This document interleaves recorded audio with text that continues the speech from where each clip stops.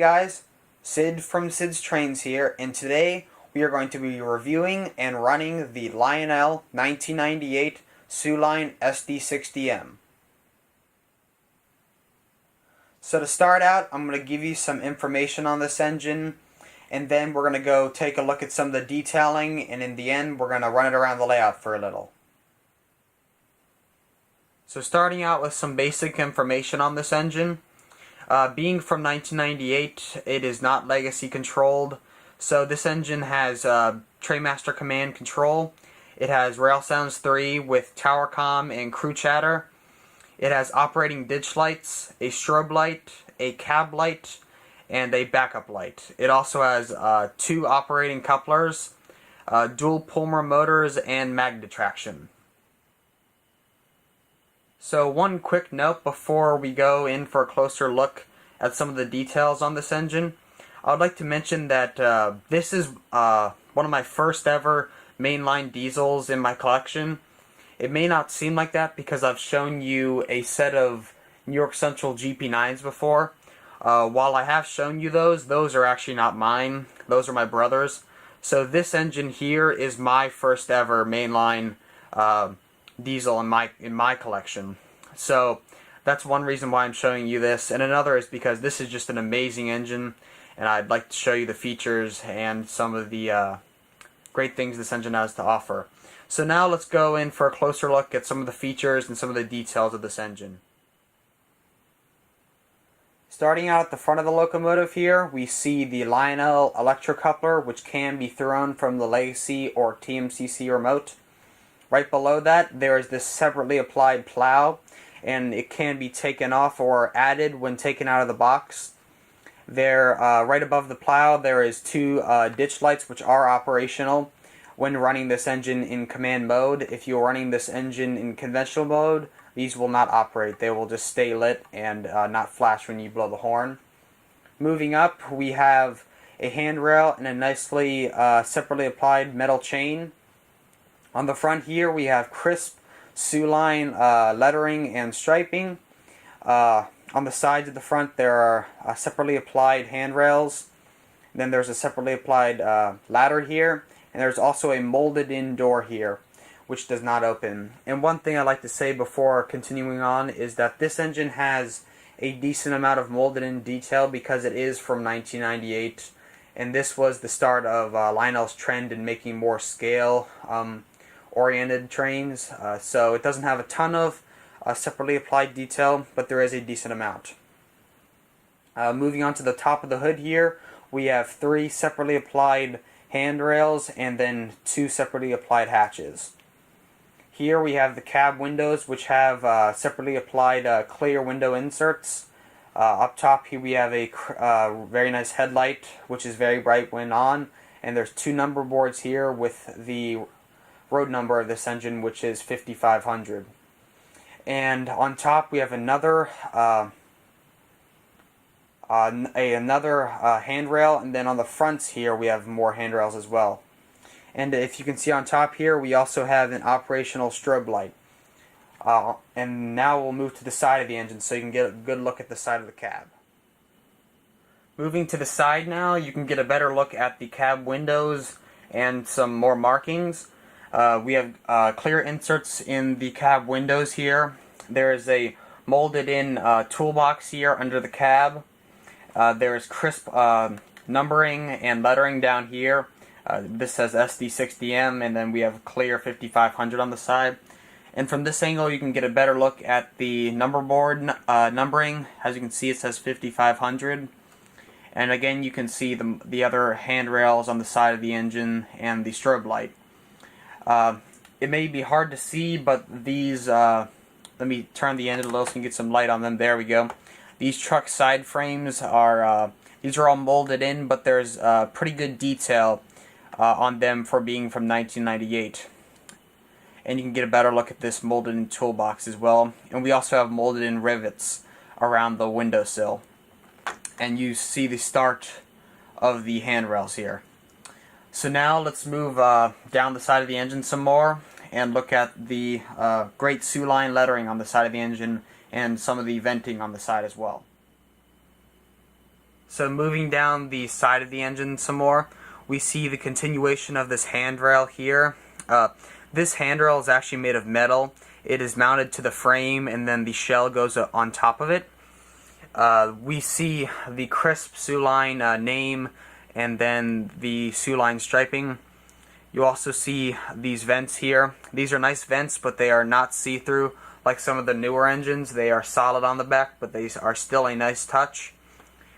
We also see these doors, and they are molded in, and the rivets are molded in as well. We also see the fuel tank down here, and then the other side truck frame, which is identical to the one on the front. So now let me turn the engine around and show you the other side and some of the differences between this side and the other, and then we'll look at the back of the engine. This side is pretty much the same, except for the addition of this little box here that has to do with the motor, and then the addition of this step here, which is just because this is raised up a bit higher than the normal level of the walkway. But this side is pretty much the same. The molding of the doors is the same, the vents are the same, but just the addition of this. And then there's also the bell, which is tucked up under here, if you can see. So now let me show you the top of the engine, and then we'll move on to the back. So looking at the top now, up front here we see the strobe light again. Here we have a simulated fan vent. There's no fan in here. This is all molded in, and it's solid on the back side. Around all these hatches are molded in rivets, which is really nice. They are very crisp, and there's no molding issues or anything. It's all very nice. Here we have another vent. It is not see-through or anything. Here we have the smokestack. This does not have a operating smoke unit in it, but it does have this vent for the simulation. And this again has a nice rivet detail around it. Here we have this big hatch which has the separately applied horn on top, and this slides open. And on the inside we have the 9-volt battery connection if you're going to be running this engine in conventional mode. But if you're in command mode, you're good, you don't need it. So let me shut this, and then moving back we have more great rivet detail all around these 3 vents here, and these are also molded in. They are not see-through. And this first vent, as you can see, is a little more lifted up, and it is the volume knob for the rail sounds. So that's a very nice touch. So the top of this has some great detail, and I'm glad that Lionel used this as the volume knob. So moving to the back now, we see the crisp Sioux-Line name and striping. We have the backup headlight, the backside number boards, and marker lights. These are all white, these are not colored, and the number boards also have the road name, again, which is 5500. Over here we have the separately applied ladder again, and here we have a separately applied handrail, or grab iron, and then here we have a separately applied handrail and a separately applied chain. And then down here we have the second command control coupler, which can be thrown from the Legacy or TMCC remote. So taking a look at the bottom now, we see that it has 2 pickup rollers, 1 per truck. This has great 6-wheel trucks, except the center wheel is not flanged, so it can negotiate tighter turns. Under the tank here we have the 2 speaker holes for the 2 very loud speakers in this engine. And behind this truck, down here, there is the 2 switches, which are the rail sound signal sound switch and the program run switch. And there's also on the side of the tank markings for each switch and which way you should throw them to do different functions. And I would also like to mention that on this front truck here, this wheel has a slight, it's kind of like an oval on the back side, because down in here is the reed switch for the RPM rev up and down sensor. So when this thing hits the cherry switch, it will then activate the RPMs, and it'll make the motor sound rev up, which is a very cool idea by Lionel to use the side of the wheel to activate the cherry switch and control the RPMs of the locomotive. And we also see again the bell here, which is located on the bottom of the engine. So one quick thing before we flip this engine over is I'd like to show you the feature of the plow on the front.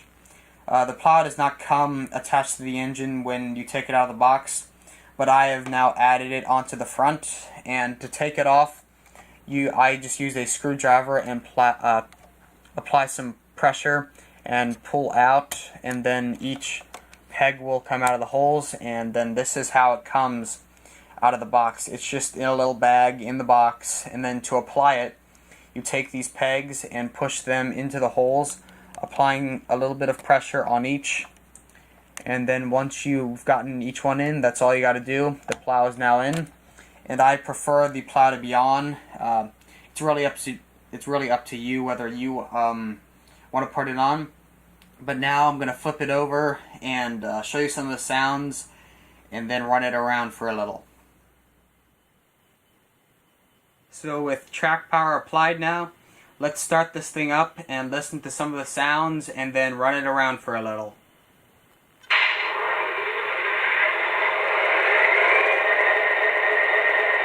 Here's the horn.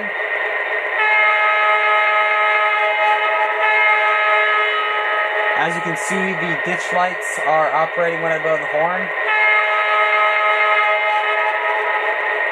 Here's the bell.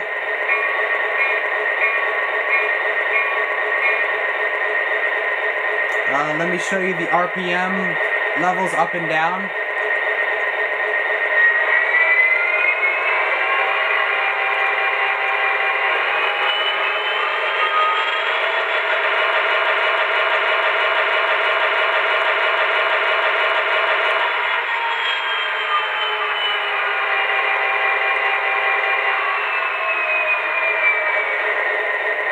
Here's the cab chatter. And here's the tower comm. Line 5500 cleared for departure. Let me show you the front coupler opening.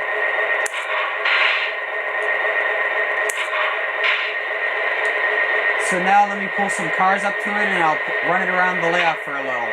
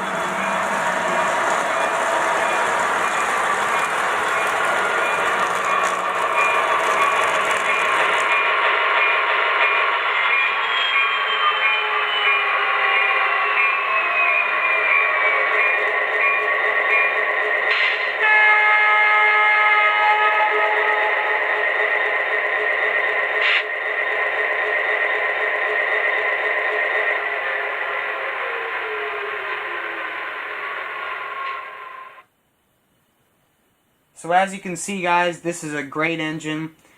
For being from 1998, it has great sounds and great detailing. It is just overall a good runner and a good engine in my collection now. I hope you enjoyed this video. Stay tuned for more reviews like this, unboxing videos, running videos, layout updates, and much more. I'm Sid, and I'll see you next time, guys.